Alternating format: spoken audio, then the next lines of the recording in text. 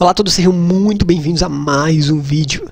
Vejamos hoje uma partida muito interessante de xadrez 960, uma das minhas variantes favoritas do xadrez. Por quê? Porque se você der uma olhada para o tabuleiro, você vai ver que as peças estão aparentemente colocadas erradas, mas não, elas não estão colocadas erradas, porque essa é de fato a premissa do xadrez 960.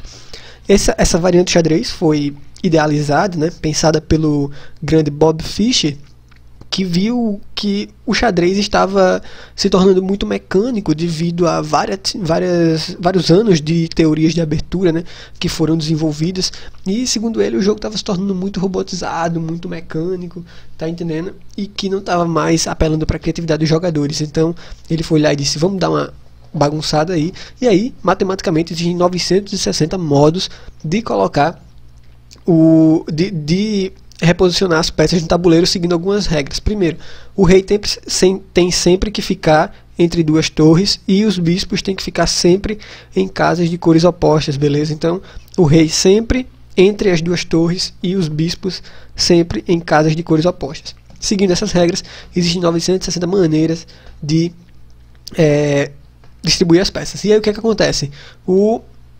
Lá em St. Louis, uma das cidades mais famosas de xadrez, está acontecendo o Champions Showdown 2018, e aí estão fazendo um evento de xadrez 960 com 10 dos melhores jogadores, e convidaram o Garry Kasparov, que já foi campeão mundial, um dos maiores jogadores de xadrez de todos os tempos, para de fato jogar um match contra o Vesselin Topalov, várias partidas aí ao longo desses dias.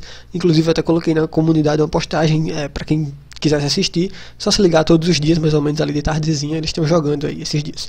Essa partida aconteceu ontem, dia 11 de setembro de 2018, e aí vamos ver o que aconteceu. Olha só, essa é uma posição muito estranha, cavalos no canto do tabuleiro, o rei colocado na coluna F, horrível.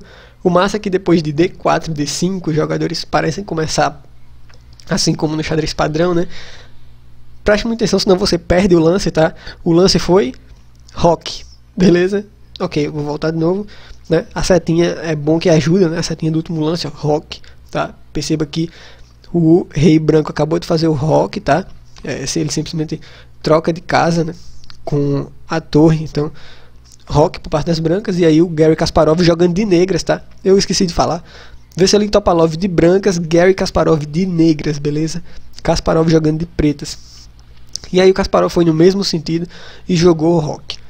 Essa é daquelas posições bem interessantes, porque não tem muito o que fazer para colocar as peças no jogo. Por exemplo, a dama já está muito bem colocada nessa diagonal, E do mesmo jeito as damas estão muito bem colocadas, os bispos também já estão bastante ativos.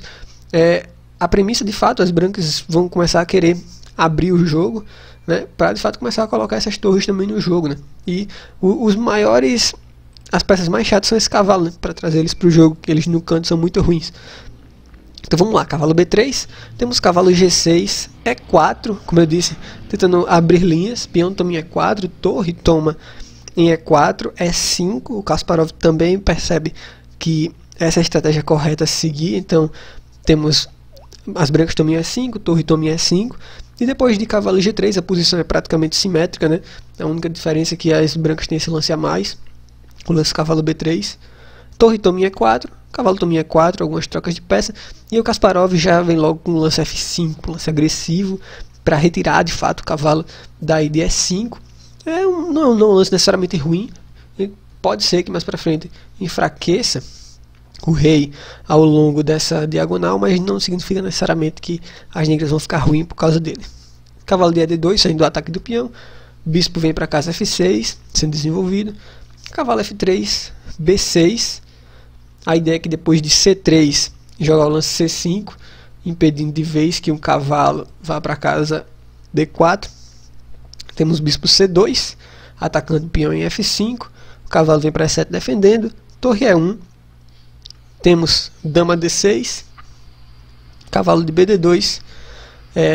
Aqui nesse ponto, depois de bispo E6, claro, as negras jogam bispo E6 não só para aumentar o raio de ação do bispo, mas também impedir que de fato o cavalo venha para a casa C4, atacando a dama e ficando numa casa muito bem colocada. Então bispo E6, aqui nesse ponto As negras não estão ruins, tá? Talvez as brancas estejam um pouquinho nada melhores, porque de fato existem algumas fraquezas aqui, né, nessas casas. Não existem peões para proteger elas, então pode ser que mais para frente isso seja um problema. Contudo, nessa posição aqui foi muito estranho, porque o Topalov do nada simplesmente foi lá, metendo os peitos e fez: vou tomar esse bispo aqui em E6 e pronto. A gente já conhece pelo estilo Topalov que ele de vez em quando gosta de fazer um sacrifício de qualidade, mas esse daqui não tem necessariamente uma base, tá, para de fato se sacrificar. E aí depois de dama toma torre em E6, bispo B3, a ideia é meio que tentar dar uma cravada aqui, né, aproveitar essa cravada, mas não adianta. Temos cavalo D5, as brancas tentam colocar ainda alguma pressão, né? Por exemplo, aqui depois temos dama D3, tá? Atacando o cavalo novamente, que é defendido com o cavalo de AC7, cavalo F1, a ideia é tentar trazer o cavalo para a casa E3 e colocar ainda mais pressão ali. B5, vem com essa premissa de jogar o lance C4 na próxima, né? As brancas jogam por si só C4, o cavalo volta para B6, temos cavalo E3, ok, cavalo na beira não presta, né? Cavalo na beira tá de brincadeira. Torre D8 ataca a dama, que vem para C2. E aqui que tá. O Kasparov agora, ele tem uma qualidade a mais. Ele podia tentar vir logo para arrematar o jogo, né? Levar para um final de jogo muito bem encaminhado, jogando o lance dama E4. Seria o lance mais correto a se fazer. Contudo, o Kasparov foi e tomou o peão em C4, tá? O Kasparov tomou o peão em C4 e aí depois de várias trocas, né? Cavalo toma em C4, bispo toma em C4, ele simplesmente decidiu colocar o cavalo dele aqui em D5. Renan, qual é o problema desse lance? Não é que necessariamente tem um problema, as negras ainda estão muito bem, só que eles permitem que as brancas consigam um pouco mais de contra-jogo, sabe?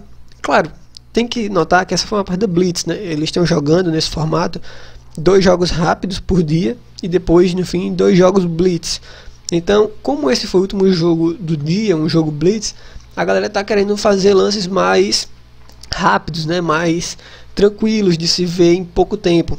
Tempo, inclusive, que foi uma das fraquezas do Kasparov, né?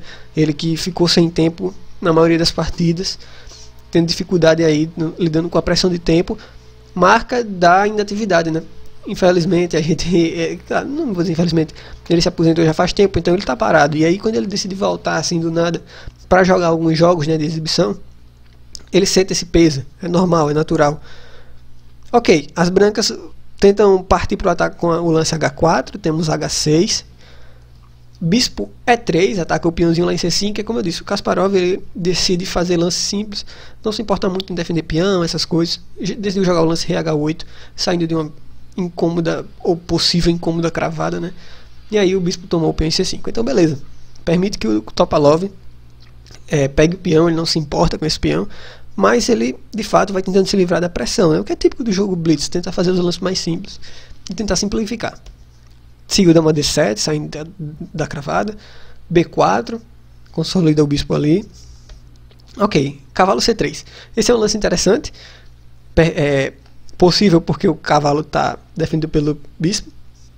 E aí ele é uma das marcas características do Kasparov, né? Tentar pegar justamente essa iniciativa. É um lance muito legal esse. Percebe que depois de G3, né, cavalo E4, o cavalo fica numa casa muito bem colocada, ameaçando tomar o bispo ali, né? Par de bispos que é uma das forças do Topalov, bispos muito ativos.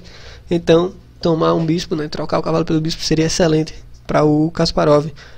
Seguiu o bispo E3, a dama veio para E7. Tem que ter muita atenção agora com esse lance, parece um lance besta, né? Ele não é tão besta assim, ele ameaça o peãozinho em B4. E a gente tem outra ameaça que é um pouco mais indireta, né? Se você é um pouco mais experiente, você com certeza vai ver fácil. Cavalo toma o peão em G3, é uma outra ameaça, né? A dama ataca indiretamente o bispo aqui na casa E3, e aí depois que o peão tomasse, o bispo ficaria sem defesa e a dama das negras capturaria. Então, seguiu dama B3, foi o lance que o Topalov encontrou para defender ambos, seguiu aqui, seguiu bispo C3 nessa posição. Não é o melhor lance, tá? Claro, a gente entende, chegando já no lance número 30, o Kasparov já ia ficando sem tempo, né? Essa não é aquela partida que tem incremento, ou seja, os jogadores não recebem tempo extra no decorrer da partida, eles simplesmente é com delay. Esse você faz o lance, né? E aí o outro não começa a contar o relógio no mesmo tempo que o outro toca, tá? Ele demora alguns segundos para começar a contar, então tem esse delay aí. Ok, bispo C3, temos A3. Deixa eu voltar só aqui. Olha só, tem um lance interessante, por exemplo, aqui nessa posição. É uma posição um pouco mais complexa, né? Requer um pouco mais de cuidado, um pouco mais de técnica. O lance correto, só para falar aqui, claro que é sempre muito difícil de ver. G5 é um lance que é difícil de ver. Com certeza o Kasparov veria em uma partida pensada, ou na sua melhor forma, mas em uma partida blitz, e por estar muito tempo parado, é complicado mesmo de ver. Por exemplo, depois que as brancas tomam o peão, toma G5, parece que o rei está meio desprotegido aqui, mas não. Na verdade ele está bem seguro aqui atrás desse bispo, né? E não tem problema dos peões avançarem, principalmente depois com o lance G4, tirando aquele cavalo dali. As negras seriam com excelentes perspectivas. Contudo, bispo C3 foi o lance escolhido, não mais legal de todos. Ok, A3 defende o peão, né? Coloca aí os peões conectados. Temos bispo D2 vindo mais para troca de peças. O Topalov tenta evitar tudo isso. O bispo vem para E1. Ok, temos rei G2 nesse caso. A ideia aqui é simplesmente você, quem sabe, até capturar, né, peças aqui, depois sair tomando num garfo, né, e poder tomar o cavalo aqui depois. Então rei G2 sai dessa ameaça. Cavalo vem para D2, atacando dama e o outro cavalo ao mesmo tempo. Seguiu, cavalo toma em D2, torre toma em D4, ou seja, uma troca de peças, né? O cavalo voltou para F3, atacando, entre aspas, torre e bispo ao mesmo tempo. O Kasparov provavelmente não viu muito problema em entregar um bispo por um cavalo, e aí o jogo lança torre D8, convidando para troca. Entretanto, dama E4 venceria de forma praticamente automática, né? A torre vindo para D2 para atacar em F2, o cavalo estando cravado daquele jeito, o rei praticamente sem defesa aqui, era game over. Mas ok, torre D8 volta e aparentemente parece dar às brancas novas esperanças de empate, né? Seguiu o bispo D3 atacando o peão em F5. O Kasparov decidiu jogar o lance F4, né? E aí aqui de fato era a chance de tomar o peão, né? Conseguir mais outro peão e de fato estabelecer um cavalo na casa E5.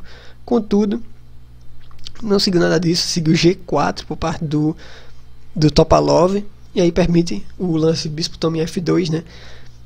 Claro, isso aí com um apuro de tempo é natural de acontecer. Depois de bispo B1, por que não tomar? Bem, se você tomar, segue-se dama E3, né? E aí o bispo vai estar caindo de todo jeito aqui. Então, por isso que seguiu o bispo B1. Seguiu o bispo toma em H4. De novo, não é a melhor forma de arrematar. Dama E2 vence de vez aqui.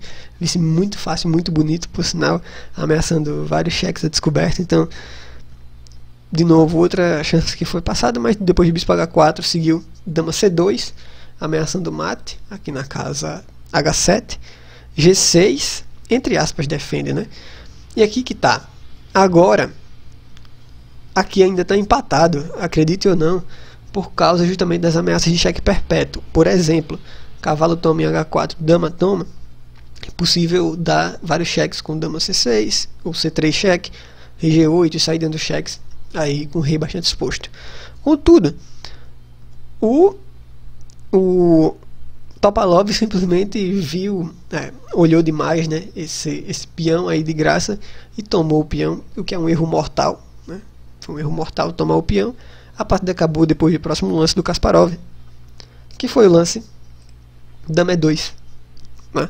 A partida acabou muito fácil. Por quê? Porque segue mate nos próximos lances, inevitável, tá? Depois de, por exemplo, rei H3, se o rei sai, né, para H3, a dama toma um cavalo, depois que o rei toma o bispo, dama H1, um mate muito bonitinho, né, com os peões aqui, pegando essas casas do rei, muito bonitinho o mate. Bem, então é isso, depois de dama E2 foi o último lance da partida, marca aí esse dia, marca um dos retornos, né, do Garry Kasparov. Mais uma vez, é sempre muito legal ver o Garry Kasparov jogando, e principalmente o xadrez 960, que é um dos jogos que eu mais gosto.